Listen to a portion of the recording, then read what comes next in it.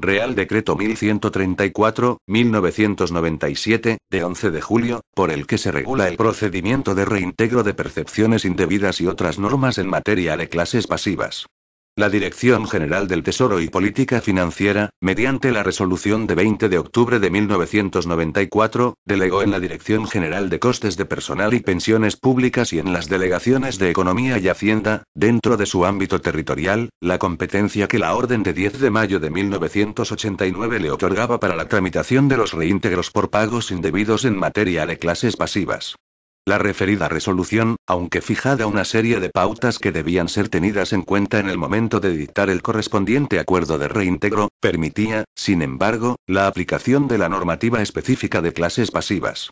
En este sentido, el presente Real Decreto, ante la ausencia de una regulación concreta en determinados aspectos de procedimiento en materia de reintegros, dedica su título primero a establecer, de forma clara y precisa, las normas procedimentales para exigir el reintegro de las prestaciones de clases pasivas indebidamente percibidas, simplificando el cauce que debe seguirse para su recaudación en armonía con lo establecido en el Real Decreto 148/1996, de 5 de febrero, respecto de las prestaciones de la Seguridad Social, si bien con las particularidades propias de clases pasivas. Así, se establece un procedimiento general donde es de aplicación el Reglamento General de Recaudación, aprobado por Real Decreto 1684/1990, de 20 de diciembre, y dos procedimientos especiales. 1. Cuando el beneficiario de la prestación adeudada cobrase a través de habilitado de clases pasivas, en cuyo caso se utilizan algunos criterios del Real Decreto 1678/1987, de 30 de diciembre, por el que se reglamenta dicha profesión en sus aspectos relacionados con los fines administrativos y con el interés general, y otro, cuando el beneficiario de la prestación indebidamente percibida continúa siendo perceptor de alguna prestación de clases pasivas, en cuyo caso, en virtud de la modificación del artículo 16 del texto refundido de Ley de Clases Pasivas del Estado, llevada a cabo en la Ley 13/1996, de 30 de diciembre, de medidas fiscales, administrativas y del orden social, es posible aplicar el procedimiento de descuento en las nóminas de haberes pasivos, facilitando al pensionista el abono íntegro de su deuda de forma menos onerosa y más eficiente. Por su parte, en el título segundo se introduce una serie de modificaciones referentes a los efectos económicos de las rehabilitaciones, en los supuestos de pensiones de clases pasivas que estuvieran coparticipadas por varias personas, así como la nueva atribución de competencias, en los procedimientos de declaración administrativa de herederos y de reconocimientos del estado de pobreza, en pensiones de orfandad, anteriormente atribuida a la intervención delegada en la Dirección General de Costes de Personal y Pensiones Públicas, con el fin de conseguir la unificación en los criterios de actuación, dado que esta competencia la tienen atribuidas de antiguo, en los servicios periféricos, las propias delegaciones de Economía y Hacienda. En su virtud, a propuesta del vicepresidente segundo del Gobierno y ministro de Economía y Hacienda, previa aprobación del ministro de Administraciones Públicas, de acuerdo con el Consejo de Estado y previa deliberación del Consejo de Ministros en su reunión del día 11 de julio, dispongo.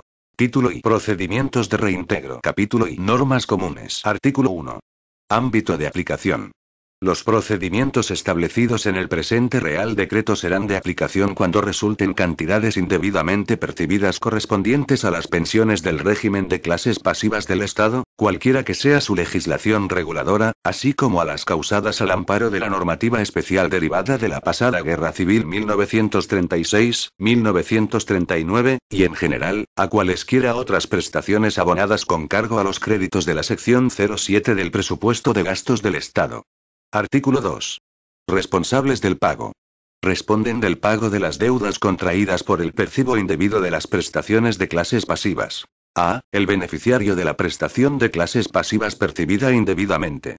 B. El habilitado de clases pasivas que, habiendo intervenido como mandatario en el percibo de un pago indebido, hubiera incumplido alguna de las obligaciones que le impone el Real Decreto 1678/1987, de 30 de diciembre, apreciándose además culpa o negligencia. C. Los habilitados de clases pasivas en los supuestos previstos en el título tercero del Real Decreto 1678/1987, de 30 de diciembre. D. Los que sin ser beneficiarios de la prestación de clases pasivas hubieran percibido la misma, siempre que así se hubiere reconocido en sentencia judicial firme. Las entidades financieras que, en los términos previstos en el artículo 14 del Real Decreto 5.1993, de 8 de enero, efectúen el abono de las pensiones a cargo de clases pasivas, en cuentas o libretas distintas de la cuenta especial para haberes pasivos. Los sucesores mortis causa de los beneficiarios de las prestaciones de clases pasivas percibidas indebidamente. Capítulo I. Procedimiento para exigir la devolución de las cantidades indebidamente percibidas cuando el deudor no es perceptor de ninguna prestación de clases pasivas. Artículo 3. Órgano competente. 1. La competencia para declarar la procedencia del reintegro por cantidades indebidamente percibidas en concepto de clases pasivas, corresponderá a la Delegación de Economía y Hacienda a la que estuviera adscrita la unidad de clases pasivas por la que el titular de la prestación viniera percibiendo sus haberes, excepto en el caso de la provincia de Madrid, en el que la competencia corresponderá a la Dirección General de Costes de Personal y Pensiones Públicas del Ministerio de Economía y Hacienda. 2. La gestión recaudatoria en estos reintegros, en período voluntario, corresponderá, según se dispone en los artículos 4 y 8 del Reglamento General de Recaudación, a la Delegación de Economía y Hacienda del lugar donde el titular de la prestación, cuyas cuantías se adeudan, viniera percibiendo sus haberes pasivos. La gestión recaudatoria, si se iniciara el período ejecutivo, será competencia de la Agencia Estatal de Administración Tributaria conforme al citado Reglamento General de Recaudación. Artículo 4. Declaración de la procedencia del reintegro. 1. La procedencia de los reintegros de las cantidades correspondientes a las prestaciones de clases pasivas, que resulten indebidamente percibidas por quienes no reúnan los requisitos y condiciones para ello, deberá ser declarada, previos los trámites administrativos que correspondan según lo establecido en el título sexto, o, en su caso, si procediera, en el título séptimo de la Ley 30.1992, de 26 de noviembre, de régimen jurídico de las administraciones públicas y del procedimiento administrativo común, en la misma resolución que decida sobre la variación de la cuantía de una determinada prestación, bien sea como consecuencia de la revisión del acto administrativo en el que se reconoció el derecho a la titularidad de la prestación, bien como consecuencia de la revisión del acto en el que se reconoció el derecho al cobro de la misma. 2. La resolución a que se refiere el apartado anterior, contendrá los siguientes aspectos. A. Datos identificativos del beneficiario y, en su caso, del sujeto responsable del pago de las cantidades indebidamente percibidas.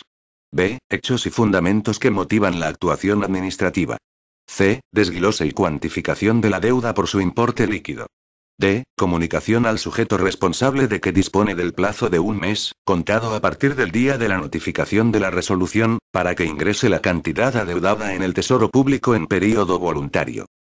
Recursos que puedan interponerse, con referencia expresa al órgano administrativo y plazo para su presentación, según lo establecido en los apartados 1, 2 y 3 del artículo 5 del Real Decreto 1769/1994, de 5 de agosto, de adecuación de las normas reguladoras de los procedimientos de clases pasivas a la Ley 30.1992, de 26 de noviembre, indicando, expresamente, los efectos no suspensivos de la ejecución del acto impugnado mientras dura la sustanciación del recurso correspondiente, salvo en los supuestos previstos en el capítulo sexto del título cuarto del Real Decreto 391/1996, de 1 de marzo, por el que se aprueba el reglamento de procedimiento en las 3.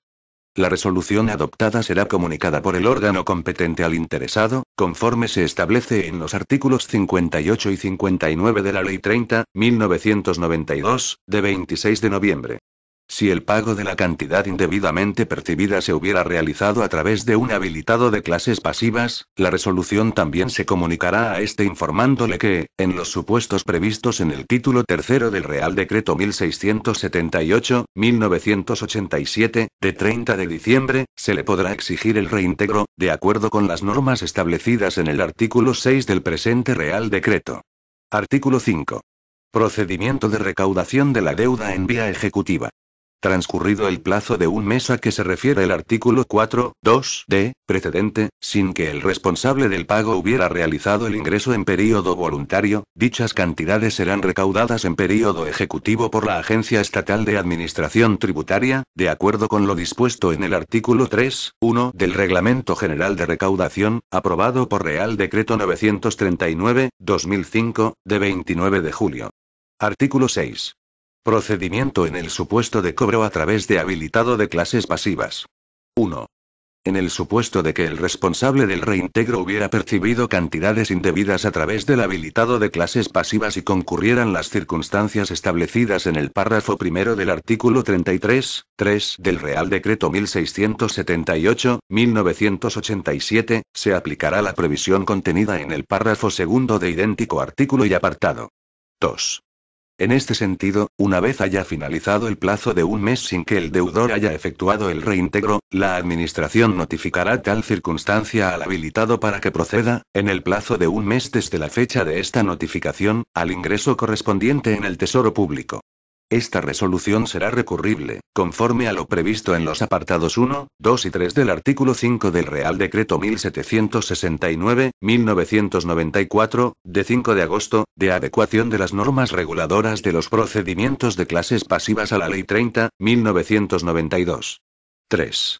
Si transcurrido el plazo de un mes no se hubiera efectuado el ingreso en el Tesoro Público o no se hubiera recurrido la resolución o, aun habiendo sido recurrida, no se hubiera afianzado específicamente la deuda de acuerdo con las previsiones del Reglamento de Procedimiento en las reclamaciones económico-administrativas, la Administración procederá a la realización de las fianzas reguladas en el título V del Real Decreto 1678/1987, de conformidad con las reglas contenidas en ese mismo título. 4. El habilitado que hubiera efectuado el reintegro, que hubiera afianzado específicamente la cantidad a reintegrar o cuya fianza regulada en el título V del Real Decreto 1678/1987 hubiera sido realizada para cubrir esa cuantía, podrá repetir contra el deudor o solicitar de la Administración la iniciación del procedimiento administrativo de apremio contra aquel. En este caso, la Administración procederá contra el responsable del pago de conformidad con las previsiones contenidas en el apartado 1 del artículo 5 del presente Real Decreto, sin conceder de nuevo el plazo a que se refiere el artículo 4.2d. 5. La Administración procederá a la devolución del ingreso efectuado por el habilitado, a la devolución de la fianza específica o a la devolución de la cantidad realizada de la fianza regulada en el título V del Real Decreto 1678/1987 en el plazo de un mes desde que el reintegro hubiese sido satisfecho en su totalidad por el deudor o hubiese sido afianzado en su totalidad por éste, sea en período voluntario o en ejecutivo. Igualmente procederá la devolución parcial del ingreso, la disminución de la cantidad afianzada, o la devolución parcial de la realización de la fianza, en idéntico plazo, si se produjeren ingresos parciales o la fianza de dicho responsable del pago no cubriese la totalidad de la deuda. 6. La legitimación para repetir contra el deudor o para solicitar de la Administración la iniciación del procedimiento de apremio contra aquel se extenderá al Consejo General de Colegios Profesionales de Habilitados de Clases Pasivas cuando, de conformidad con el precedente apartado cuarto, hubiese sido realizada en parte o en su totalidad la fianza a la que se refiere el artículo 57.1 del Real Decreto 1678/1987. Capítulo I. Procedimiento específico para los supuestos en los que el beneficiario de las cantidades indebidamente percibidas continúa siendo perceptor de alguna prestación de clases pasivas. Artículo 7. Procedimiento de descuento. 1. Cuando como consecuencia de la revisión del acto administrativo en el que se reconoció el derecho a la titularidad de la prestación o el derecho al cobro de la misma, resulten cantidades indebidamente percibidas por quienes no reuniesen los requisitos y condiciones para ello, y el beneficiario de las mismas fuera perceptor de alguna prestación de clases pasivas, el órgano competente efectuará los correspondientes descuentos sobre dichas prestaciones salvo que el propio deudor optase por reintegrar, en un solo pago, lo percibido indebidamente. 2. Asimismo, será de aplicación el procedimiento de descuento regulado en este capítulo a los supuestos de cobros indebidos que deriven de la regularización definitiva de los señalamientos iniciales de pensión, revalorización y reconocimiento de los complementos económicos para mínimos en los términos previstos en las correspondientes leyes de presupuestos generales del Estado para cada año. Artículo 8. Órgano competente. La competencia para iniciar, instruir y resolver el expediente que proceda, con arreglo a lo dispuesto en este capítulo, corresponderá a la Dirección General de Costes de Personal y Pensiones Públicas del Ministerio de Economía y Hacienda, cuando el deudor perciba sus haberes a través de la Unidad de Clases Pasivas de Madrid, o a las Delegaciones de Economía y Hacienda, en los demás supuestos. Artículo 9. Reglas procedimentales. 1. La procedencia de los reintegros de las cantidades que resulten indebidamente percibidas deberá ser declarada en la misma resolución que decida sobre la variación de la cuantía de una determinada prestación de clases pasivas, bien sea como consecuencia de la revisión del acto administrativo en el que se reconoció el derecho a la titularidad de la misma o bien del acto que hubiera dado origen al pago de tales cantidades. 2. Instruido el procedimiento correspondiente, e inmediatamente antes de redactar la propuesta de resolución, el órgano competente dará audiencia al interesado, poniéndole de manifiesto todos los datos, hechos y fundamentos que han motivado la actuación administrativa, así como las consecuencias que de la misma se deriven, a fin de que, en un plazo no superior a 15 días, pueda alegar y presentar los documentos y justificaciones que estime pertinentes. Asimismo, se le pondrá de manifiesto la propuesta de reintegro, elaborada conforme a las reglas establecidas en el artículo siguiente, para que el interesado exprese su conformidad con la misma o, en su caso, presente otras fórmulas de pago alternativas, siempre que las cuantías fijadas en los plazos que correspondan no sean inferiores a las de la propuesta del órgano competente. 3. Una vez que el interesado hubiera presentado sus alegaciones o documentos que hubiera estimado convenientes, dentro del plazo establecido, o, transcurrido el mismo, no hubiera realizado manifestación alguna, se dictará la resolución que proceda a la vista de todas las actuaciones practicadas, que, además de los datos identificativos del sujeto responsable, los hechos y fundamentos jurídicos que motivan la misma, contendrá los siguientes aspectos. A. Datos determinantes de la nueva cuantía de la prestación que pudiera corresponder, así como la fecha a partir de la cual se percibirá la misma. B. Desglose y cuantificación de la deuda por su importe líquido. C. Procedencia del reintegro de las cantidades indebidamente percibidas mediante el procedimiento de descuentos mensuales, señalando, a su vez, los plazos, el importe de estos y la nómina a partir de la cual se aplicarán los descuentos fijados por el órgano competente. D. En el caso de que en el trámite de audiencia el interesado haya optado por el reintegro de la deuda total en un solo pago, se estará a lo dispuesto en el artículo 4.2d. Recursos que pueden interponerse, con referencia expresa al órgano administrativo y plazo para su presentación, según lo establecido en los apartados 1, 2 y 3 del artículo 5 del Real Decreto 1769-1994, de 5 de agosto, de adecuación de las normas reguladoras de los procedimientos de clases pasivas a la Ley 30-1992, de 26 de noviembre, de régimen jurídico de las administraciones públicas y del procedimiento administrativo común, indicando expresamente, los efectos no suspensivos de la ejecución del acto impugnado mientras dura la sustanciación del recurso correspondiente, salvo en los supuestos previstos en el capítulo 6 del título 4 del Real Decreto 391-1996, de 1 de marzo, por el que se aprueba el reglamento de procedimiento en las reclamaciones económico-administrativas. 4. La resolución adoptada será comunicada por el órgano competente al interesado, conforme se establece en los artículos 58 y 59 de la Ley 30-1992, de 26 de noviembre. 5. Suprimido. Artículo 10. Normas para determinar los plazos de reintegro. Una vez fijado el importe líquido a reintegrar, para la determinación con cargo a las sucesivas mensualidades de las prestaciones de clases pasivas que corresponda percibir al deudor, se tendrán en cuenta las siguientes reglas. A. Cuando el importe de la prestación o prestaciones que corresponda percibir sea igual o superior a la mitad de la pensión máxima establecida en ese momento, el porcentaje aplicable para determinar el descuento mensual oscilará entre el 21 y el 30%. B. Si el importe es igual o superior a la pensión mínima de jubilación establecida en ese momento para mayores de 65 años, con cónyuge a cargo, y siempre que no supere la cuantía a que se refiere el párrafo anterior, el porcentaje de descuento estará entre el 15 y el 20%. C. En los supuestos de prestaciones inferiores a la pensión mínima de jubilación indicada en el párrafo B, el porcentaje de descuento aplicable será entre el 10 y el 14%. D. Cuando la aplicación de las reglas anteriores no permita cancelar la deuda en un plazo máximo de 5 años, contados a partir de la fecha en que haya de surtir efectos el primer descuento, el órgano competente podrá, siempre que el interesado haya realizado manifestación personal por escrito en tal sentido, incrementar el porcentaje de descuento en la cuantía necesaria para que pueda efectuarse la devolución en dicho plazo o inferior. Si, tras la aplicación de las previsiones contenidas en los párrafos anteriores, no fuera posible reintegrar la totalidad de la deuda o no hubiese consentimiento por escrito del interesado para incrementar el porcentaje en el margen necesario para cubrirla en los plazos señalados, se procederá a la tramitación del reintegro de la parte de deuda no cubierta por los descuentos en nómina, de acuerdo con las previsiones contenidas en el capítulo segundo de este Real Decreto. En los supuestos en que se perciban varias prestaciones de clases pasivas, los descuentos señalados se aplicarán, preferentemente, en la prestación en la que se originó la deuda. Si esta fuera de cuantía inferior al importe del descuento, este se aplicará a todas las prestaciones percibidas en proporción a su cuantía.